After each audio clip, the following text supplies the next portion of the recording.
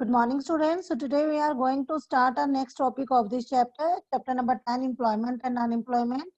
And today our topic is rural and urban unemployment. And this is our lecture number 5. So let's start. So some basic concepts we studied in our previous lecture. What is unemployment? Who is a worker? And the types of workers, self-employed and hired worker, and casual and regular workers. Okay, then we studied about the labor supply, labor force, and workforce. And what are the differences between the labor supply and labor force? Then we studied about the workforce. Okay, how to calculate workforce, how to calculate number of person employed, and rate of unemployment and participation rate. After that, we studied about the size of workforce in India. Okay, then two basic questions we studied. Why is the bulk of our workforce rural based, and why is the percentage of female workers low and lower still in urban areas? Okay, and after that we studied about the rate of participation in India. Then there are three observations. We studied high dependency ratio, high rate of participation, but low level of productivity in rural areas. And then third is high rate of participation for women in rural areas. Okay. Then we studied about the self-employed and hired workers in India. After that, we studied about the occupational structure or distribution of workforce by industry. Then we studied about the distribution of rural urban workforce across different sectors. Okay. Then we studied about the distribution of male female workforce across different sectors. Then only a modest change in the occupational structure. And after that, we studied about the jobless growth. And then why are we relying more on technology and less on employment? After that, we studied about the casualization and informalization of workforce. Okay. So today we will discuss about the rural and urban unemployment. So today this is our topic, rural and urban unemployment. Okay. तो यहाँ देख रहे हैं rural and urban unemployment. So rural and urban unemployment नाम से ही हमें यहाँ पर क्लियर हो रहा है कि हम यहाँ पर जो स्टडी करेंगे ये देखेंगे कि रूरल अनएम्प्लॉयमेंट हमारी क्या होती है, उसमें कौन कौन से अनएम्प्लॉयमेंट आती है, और जो अर्बन अनएम्प्लॉयमेंट है वो क्या है. यानी कि जो एक तो रूरल एरियाज में किस तरह का अनएम्प्लॉयमेंट पाया जाता है और अर्बन एरिया में किस तरह का अनएम्प्लॉयमेंट पाया जाएगा. यानी हम टाइप्स भी यहाँ पर स्टडी करेंगे कि रूरल एरिया में किस टाइप के अनएम्प्लॉयमेंट होते हैं और अर्बन में किस टाइप की. So studying rural and urban unemployment, we may focus on the following classification of unemployment in India. So आप इस चार्ट में you can see in this chart. So the unemployment in India, there is rural unemployment and urban unemployment. India में हमारे पास दो तरह की unemployment जो है हम यहाँ पर मिलता है. एक तो होता है rural unemployment and second is urban unemployment. So rural unemployment की अगर हम बात करें तो यहाँ पर आपके पास रूरल अनएम्प्लॉयमेंट में मेन जो है टू टाइप्स ऑफ अनएम्प्लॉयमेंट आप यहाँ पर स्टडी करोगे. One first is disguised unemployment and second is seasonal unemployment. And urban unemployment में जो हम स्टडी करेंगे first is industrial unemployment and second is educated unemployment. So in what follows we offer a brief description. So हम यहाँ पर इनके types को study करते हैं. First is rural unemployment. So rural unemployment actually is dominated by disguised and seasonal unemployment. Okay, so हम यहाँ पर इन्हीं की स्टडी करेंगे कि disguised unemployment क्या होता है हमारा, and rural unemployment, sorry, and second seasonal unemployment क्या है. So what is disguised unemployment? So disguised unemployment, ये स्टूडेंट आप बहुत बार आपने इसको स्टडी किया है disguised unemployment को, और ये वो अनएम्प्लॉयमेंट है जो आपका रूरल एरिया में ही मेन जो है ये रूरल एरिया में ही मिलेगा, क्योंकि ये वो अनएम्प्लॉयमेंट है मतलब जिसे हम बोलते हैं ना छिपी हुई बेरोजगारी. ठीक है, जो छिपी हुई है हमें नजर नहीं आ रही है लेकिन एक्चुअल में वहां पर अगर हम जाएं हम उसको सर्च करें तो हमें वहाँ एक्चुअल में अनएम्प्लॉयमेंट नजर आएगा। मतलब ऐसा अनएम्प्लॉयमेंट जो हमें क्या हो रहा है, हमें सामने से देखने में लगता है कि ये सभी वर्कर्स जो काम कर रहे हैं सब एम्प्लॉयड हैं, लेकिन अगर हम एक्चुअल में अंदर जाकर उनको देखें कि वो जो काम कर रहे हैं, तो एक्चुअल में हमें पता चलेगा कि वो वर्कर जो है वो एम्प्लॉयड नहीं है, वो अनएम्प्लॉयड की कैटेगरी में आते हैं, तो वो हमें दिख नहीं रहे हैं सामने से। तो ये डिस्गाइज अनएम्प्लॉयमेंट होती है।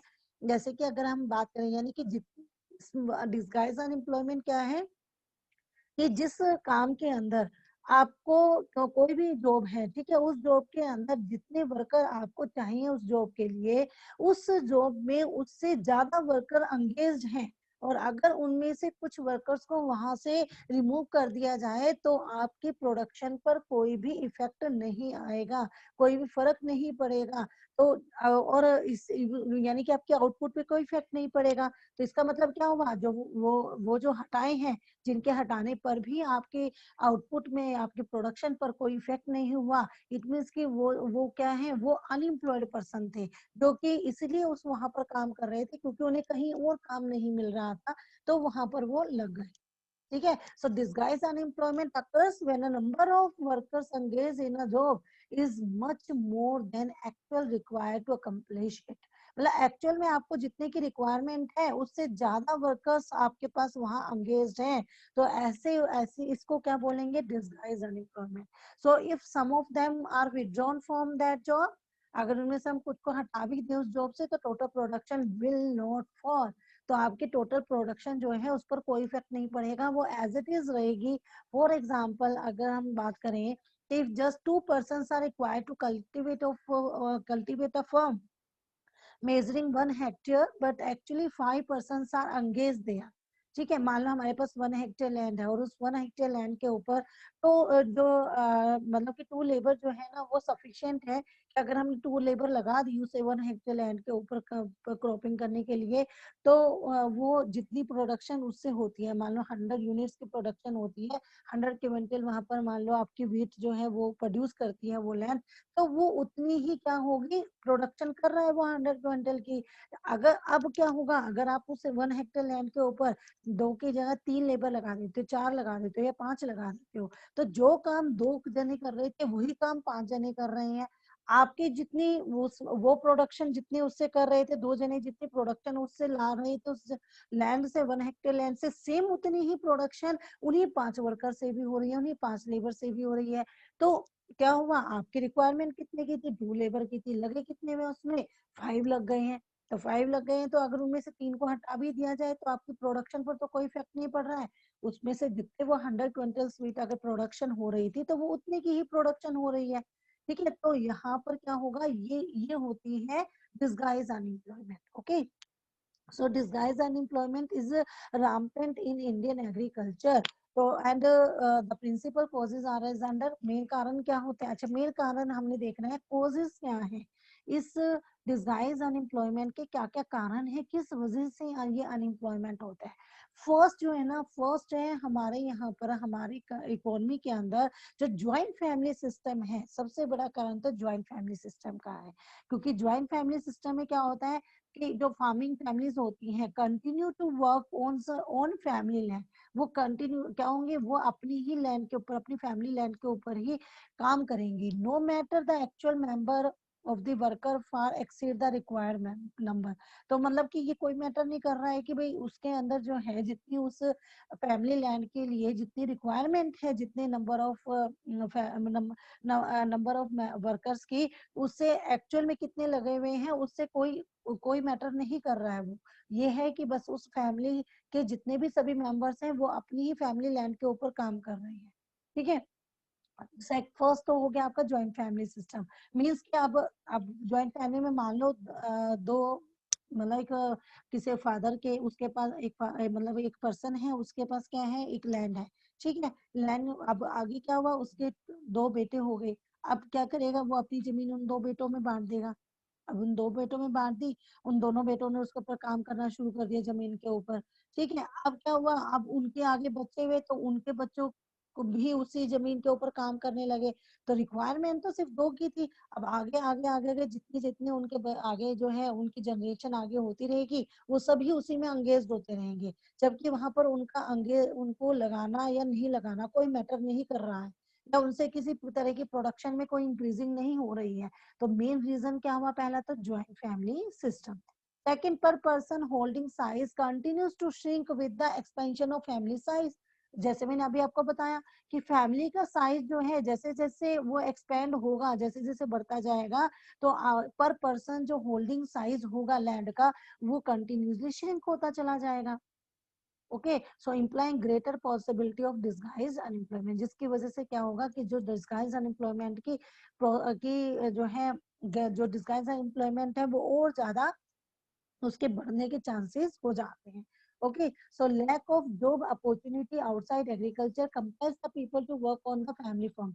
अब देखो, जॉइंट फैमिली सिस्टम की बात कर रहे हैं हम लोग, हम ये कह रहे हैं कि जैसे जैसे फैमिली का साइज बढ़ता है वैसे वैसे क्या होगा, जो पर पर्सन होल्डिंग साइज है वो भी कम होता चला जाएगा।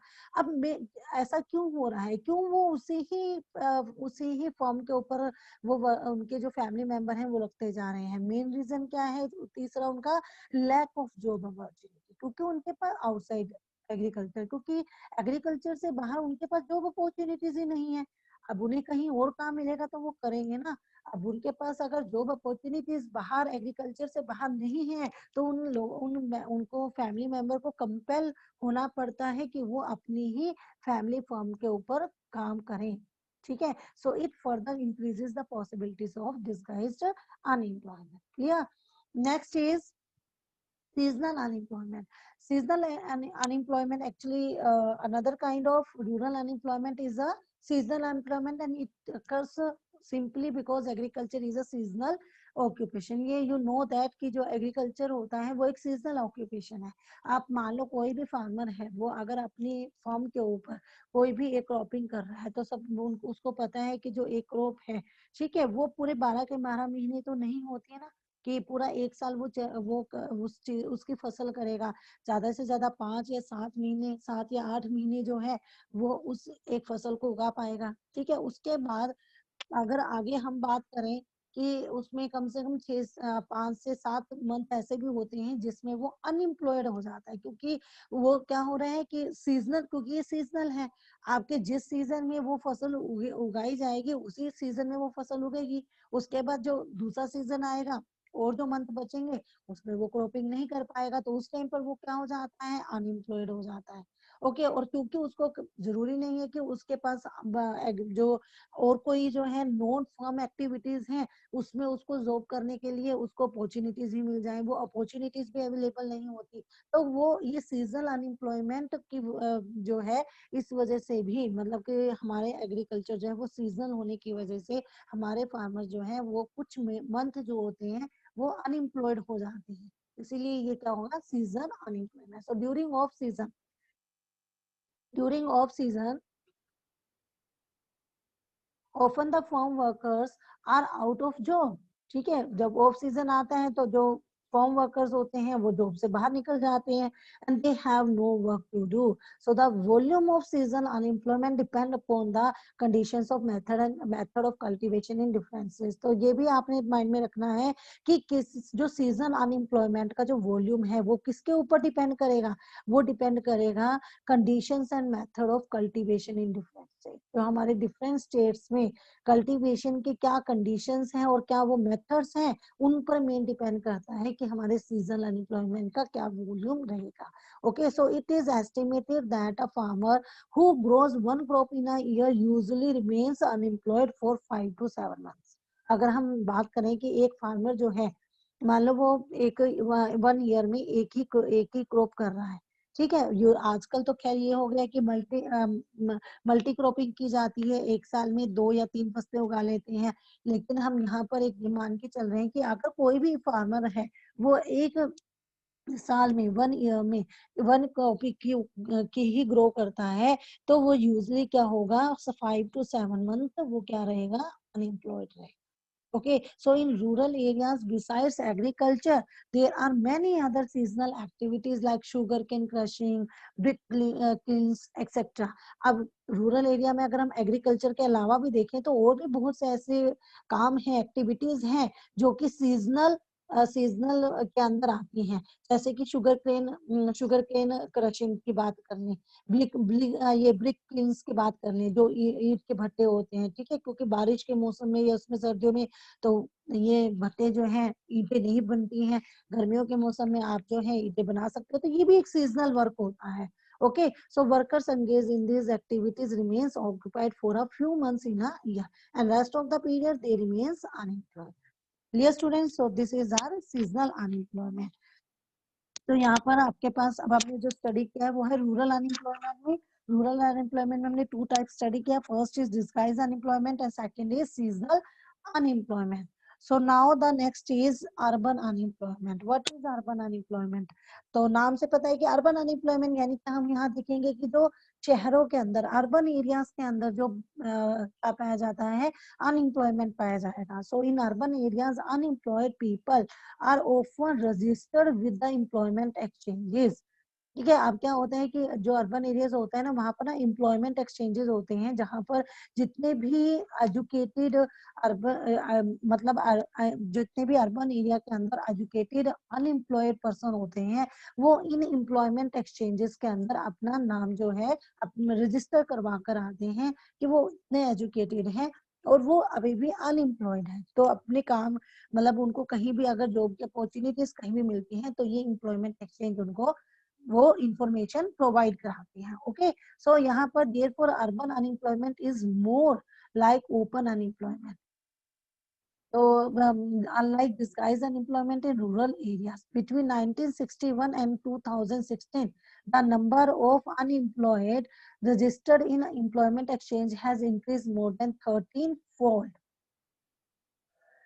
मतलब कि अब यहाँ पर क्या है कि अगर हम बात करते हैं अर्बन एम्प्लॉयमेंट की, क्योंकि यहाँ पर जो अर्बन अनएम्प्लॉयमेंट है वो जो मतलब कि जैसे यहाँ पर क्या है वो ज्यादा है कंपैरेटिवली किसके, जैसे रूरल एरिया में डिस्गाइज अनएम्प्लॉयमेंट है.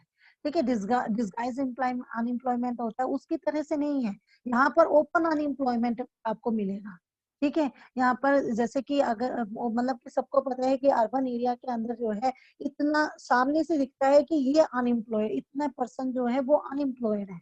ओके, हमने जैसे रूरल एरिया में देखा वहां तो डिस्गाइज है, मतलब अगर किसी पर्सन को कोई काम नहीं मिल रहा है अभी, अगर वो एजुकेटेड हो गया लेकिन उसको कहीं पर जॉब अपॉर्चुनिटीज नहीं है उसके लिए, तो उतना वो क्या करेगा, अपनी जो उनकी खुद की लैंड होगी उस फॉर्म में काम करना शुरू कर देगा. हालांकि वो डिस्गाइज में होगा कि अगर वो काम नहीं भी करेगा वहां पर तो कोई फर्क नहीं पड़ रहा है उसके एग्रीकल्चर के लैंड के ऊपर, क्रॉपिंग के ऊपर, लेकिन वो सामने से नजर नहीं आ रहा कि वो अनएम्प्लॉयड है. लेकिन अर्बन अनएम्प्लॉयमेंट के अंदर ये ओपन अनएम्प्लॉयमेंट होता है, जो सामने से नजर आता है कि अर्बन के अंदर इतने अनएम्प्लॉयड है. ओके, तो हम यहाँ बात करते हैं अगर कि between 1961 and 2016 the number of unemployed registered in employment exchange, employment exchange के अंदर अगर हम अनएम्प्लॉयड जो रजिस्टर हुए हैं वो क्या हुए, मोर देन 13 फोल्ड्स इंक्रीज हुआ है. 1961 में there were 32 lakh registered unemployed and in 2016 their number rose to 435 lakh. So unemployment in urban sector is placed in two broad categories. तो वो फर्स्ट जो हमारे पास होगा industrial unemployment and second is educated unemployment. ठीक है, यहाँ पर हम अर्बन में दो पढ़ेंगे, एक तो industrial unemployment, second educated unemployment. तो इंडस्ट्रियल अनएम्प्लॉयमेंट में हम कौन से पर्सन लेते हैं जो अनएम्प्लॉयड है, हम इसमें उन सभी इलिटरेट पर्सन को इंक्लूड करते हैं. ठीक है, जो पढ़े लिखे नहीं हैं, तो वो उन सभी इलिटरेट पर्सन को इंक्लूड करते हैं who are willing to work in industries, जो कि माइनिंग है, transport, trade and construction activities, जो इन सभी में इंडस्ट्रीज के अंदर माइनिंग में, ट्रांसपोर्ट, ट्रेड, कंस्ट्रक्शन एक्टिविटी में काम करने के लिए विलिंग है, उनकी इच्छा है काम करने की. ठीक है, लेकिन उनको क्या मिल रहा है, काम नहीं मिलता. ठीक है, तो वो किस में आएंगे आपके पास, इंडस्ट्रियल अनएम्प्लॉयमेंट में। So the principal causes of industrial unemployment are as under. तो मेन कारण क्या है इंडस्ट्रियल अनएम्प्लॉयमेंट के? फर्स्ट है rapid rising population over time. सबसे पहला रीजन जो है इसका, जो किसका, इंडस्ट्रियल अनएम्प्लॉयमेंट का, कि यहाँ पर पॉपुलेशन जो है वो टाइम मतलब कि ओवर टाइम क्या हो रही है, बड़ी रैपिडली जो है इंक्रीजिंग हो रही है पॉपुलेशन में। क्योंकि आपके पास क्या होता है, rise in population leads to, yes, rise in population leads to a rise in supply of labor। क्योंकि जितना ज्यादा पॉपुलेशन इंक्रीज होगी उतना ज्यादा ही क्या होगा, जो लेबर की सप्लाई है वो भी इंक्रीज हो जाएगी। ओके, तो इसीलिए क्या होगा, इंडस्ट्रियल अनएम्प्लॉयमेंट राइज होगा। अब सेकंड है construction of industry in the urban areas. Urban areas के अंदर जो कंसंट्रेशन है, concentration of industry in urban area. Actually, owing to concentration of industry in urban area, there is a growing tendency among rural people to migrate to urban areas in search of job। तो अब यहाँ पर क्या बात, यहाँ पर क्या चीज कह रही है कि जैसे रूरल एरियाज हैं, रूरल एरियाज में जो लोग अनएम्प्लॉयड हैं, जो ना तो किसी फॉर्म एक्टिविटी में लगे हुए हैं, ना ही उनको और कोई काम मिल रहा है, ठीक है, तो अब क्या होगा कि अर्बन एरिया में क्योंकि इंडस्ट्रीज वगैरह जो है वो ओपन हो रही हैं, तो उसको देखते हुए क्या करते हैं कि रूरल एरिया से लोग जो हैं वो जॉब की तलाश में माइग्रेट हो जाते हैं अर्बन एरिया में। ठीक है, वो अर्बन एरिया में आ जाते हैं। लेकिन क्या होगा, but industrial expansion has not been so significant as the offer gainful employment to all the migrants. तो अब इंडस्ट्रियल में तो इतनी ज्यादा एक्सपेंशन नहीं हो रही है कि नहीं, कि जितने लोग सब माइग्रेट हुए हैं रूरल से अर्बन में, कि उन सभी को एम्प्लॉयमेंट जो है वो ऑफर कर सके या उनको दे सके। ठीक है, तो सभी को तो जॉब नहीं मिल पाती है ना इंडस्ट्रीज के अंदर। और माइग्रेशन बहुत ज्यादा होती है, लोग बहुत ज्यादा रूरल एरिया से अर्बन एरिया में आते हैं काम की तलाश में कि उनको इंडस्ट्रीज के अंदर कोई ना कोई काम मिल जाएगा, लेकिन उन सबको नहीं मिलता। तो consequently industrial unemployment occurs as a spill over of the rural unemployment. तो इसीलिए ये जो माइग्रेट होकर आते हैं रूरल एरियाज में, ये भी अर्बन एरिया के अंदर क्या करते हैं, अनएम्प्लॉयमेंट के को राइज कर देते हैं। Okay, next is industries in India are relying more on labour saving western technology. तीसरा रीजन बच्चे क्या है, तीसरा रीजन है कि जो इंडस्ट्रीज हमारे इंडिया में जो इंडस्ट्रीज है वहां पर अब ना मेन जो है, जो लेबर सेविंग वेस्टर्न टेक्नोलॉजी है ना, वो अडोप्ट की जा रही है।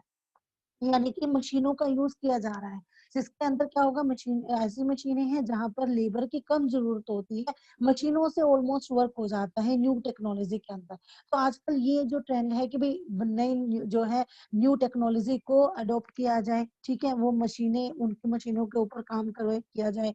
तो उससे क्या होगा, जब वो लेबर इंटेंसिव नहीं होंगी, ठीक है, लेबर का ज्यादा यूज उनमें नहीं होगा, तो लोग क्या होंगे, अनएम्प्लॉयड हो जाएंगे, क्योंकि मशीनों से काम हो रहा है तो लेबर की ज्यादा जरूरत नहीं होती। तो this limit of labour as absorption capacity of the industrial sector despite its expansion over time. अब ऐसी इंडस्ट्रीज के अंदर लेबर एब्जॉर्प्शन कैपेसिटी कम होती है, तो टाइम के साथ साथ जो लेबर सप्लाई है वो बढ़ जाएगी, and this further compound to the problem of industrial unemployment. Okay, next is educated unemployment. So educated unemployment क्या है आपके पास, एजुकेटेड अनएम्प्लॉयमेंट यानी कि जो लोग, अब इंडस्ट्रियल में तो हमने वो पढ़े जो इलिटरेट थे, ठीक है, एजुकेटेड अनएम्प्लॉयमेंट में पढ़े लिखे जो बेरोजगार होते हैं, अनएम्प्लॉयड होते हैं। तो इंडिया में मेन प्रॉब्लम ये है कि in India problem of unemployment among educated people is also quite great. ये भी काफी बढ़ रही है, and it is a problem spread across all part of the country and poses a serious threat to the to social peace and harmony. तो अब तो इससे अच्छा क्या हुआ कि ये वो कह रहे हैं कि अब एजुकेटेड अनएम्प्लॉयड हैं, वो भी बड़ी तेजी से उनके वो भी बढ़ रहे हैं, और ये एक सीरियस थ्रेट बने हुए हैं हमारे सोशल पीस एंड हार्मनी का। इस क्यों ऐसा हो रहा है, देखो जो एजुकेटेड पर्सन्स होती हैं, मान लो उनको अगर उन सभी को काम नहीं मिल रहा है, ठीक है, जॉब अपॉर्चुनिटीज मिल रही हैं, तो वो क्या करेंगे, कुछ ना कुछ गलत काम करेंगे, चोरी डकैती, या फिर कई बार टेररिस्ट बन जाती हैं। तो इससे हमारी जो सोशल पीस और हार्मनी है उसको उसके ऊपर काफी इफेक्ट पड़ता है। तो इसीलिए ये जो है जो एजुकेटेड अनएम्प्लॉयमेंट होता है, ये एक इकोनॉमी के लिए बहुत ज्यादा मतलब एक क्या है कि आप बहुत एक सीरियस थ्रेट के रूप में हमारे सामने आता है। तो principal factors accounting for educated unemployment are as this. First is on account of expansion of educational institutes. तब आप सबको पता है कि जो एजुकेशनल इंस्टीट्यूशंस है आज के टाइम में इतने ज्यादा आपके ओपन हो गए हैं, जिसमें universities, colleges, schools, number of ठीक है, तो सभी बहुत ज्यादा एक्सपेंड हो रहे हैं। नए नए कॉलेजेस खुल जाते हैं, यूनिवर्सिटी खुल रही है, स्कूल्स खुलते हैं, प्राइवेट स्कूल है, प्राइवेट कॉलेजेस हैं। Okay, so number of educated person has substantially increase, जिसकी वजह से क्या है, यहाँ पर जो number of person educated person है वो भी इंक्रीज हो रही है, उनकी वो भी बढ़ रहे हैं। So education system in India is not job oriented. दूसरा मेन क्या है कि चलो कोई बात नहीं, एजुकेशनल इंस्टीट्यूट ओपन हो रहे हैं तो इसमें कोई लॉस वाली बात नहीं है। मेन मेन क्या कमी है कि जो हमारा एजुकेटेड सिस्टम है इंडिया के अंदर, जो एजुकेशन दी जाती है स्टूडेंट्स को, वो जॉब ओरिएंटेड नहीं होती। ये केवल क्या है कि मतलब कि एक डिग्री लेने वाली बात है, तो it is larger degree oriented. ठीक है कि आपके हाथ में डिग्री आ गई, लेकिन आपकी ये जो डिग्री होती है इससे कोई आपको जॉब नहीं मिलती है। So consequently degree holders often fail to find job. Okay, next, increase in employment opportunity has significantly lagged behind the increase in the size of educated labor force. अच्छा, तीसरा मेन रीजन क्या है कि जिस हिसाब से हमारी इकोनॉमी के अंदर एम्प्लॉयमेंट अपॉर्चुनिटी मान लो इंक्रीज होती है, ठीक है, उस हिसाब से जो हमारा जो एजुकेटेड लेबर फोर्स का साइज है उससे कई गुना ज्यादा बढ़ता है। मान लो अगर हम ये बात करें कि मान लो हमने एक साल में एम्प्लॉयमेंट अपॉर्चुनिटीज 1 लाख के करीब हमने एम्प्लॉयमेंट अपॉर्चुनिटी बढ़ गई, ठीक है, लेकिन अगर हम लेबर फोर्स की, एजुकेटेड लेबर फोर्स की बात करें, हम कहें कि वो 1 ईयर में 1 करोड़ हो गया, इंक्रीज हुआ 1 करोड़ से, तो अब अपॉर्चुनिटीज तो इतनी नहीं इंक्रीज हुई ना, वो हमेशा इससे कम रहती हैं। जो हमारे एजुकेटेड लेबर फोर्स का साइज है उसकी इंक्रीजिंग से हमेशा पीछे रहती है। So the number of educated unemployed registered with employment exchanges has tended to swell. Okay.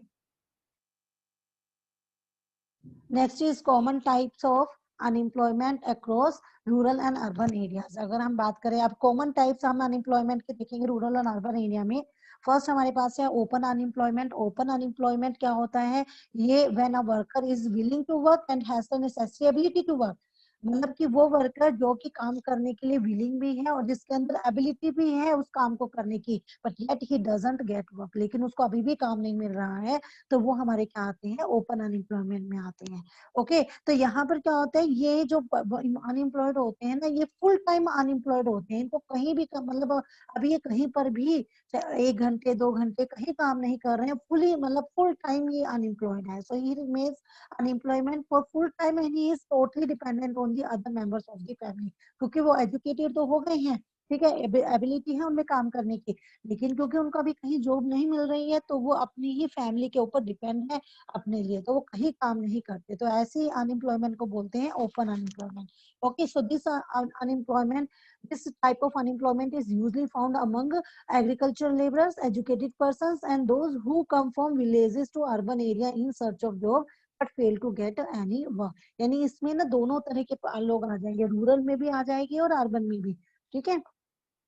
Next is structural unemployment. Structural unemployment हमारे पास क्या होता है, structural unemployment occurs due to structural changes in the economy. Economy के अंदर जब structure changes आ जाते हैं तो दो तरीके से स्ट्रक्चर चेंजेस आते हैं, एक तो आपकी टेक्नोलॉजी में चेंज होने की वजह से आता है, एक अगर आपके जो change in the pattern of demand, demand के पैटर्न में ही चेंज हो जाए। जैसे मान लो टेक्नोलॉजी में चेंज क्या, कि मान लो क्या था कि पहले जो ओल्ड टेक्नोलॉजी थी, ओल्ड मशीनें थी, उनके ऊपर 5 की लेबर लगी हुई थी।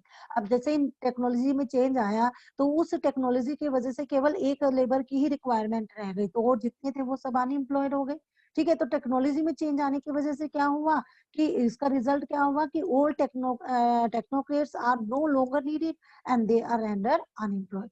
Second, change in pattern of demand. Demand के पैटर्न में चेंज होने से, तो अब इसमें क्या होगा कि मान लो क्या है कि पहले जैसे ब्लैक एंड व्हाइट टीवी चलते थे, एकदम से क्या हुआ, कलर टीवी आया, तो ब्लैक एंड व्हाइट में जितने लेबर काम कर रही थी उसके अंदर वो सब की सब क्या हो गई, अनएम्प्लॉयड होगी। तो because of which certain industries are close down and workers are thrown out. So the less developed country like India's encounter significant structure changes in process of growth. So hence a high degree of structural unemployment exists both in the rural and urban areas. Okay students, so जो next और जो हमारे रह गए हैं हम अपने next lecture में करेंगे. Okay, so that's all for today. Have a good day.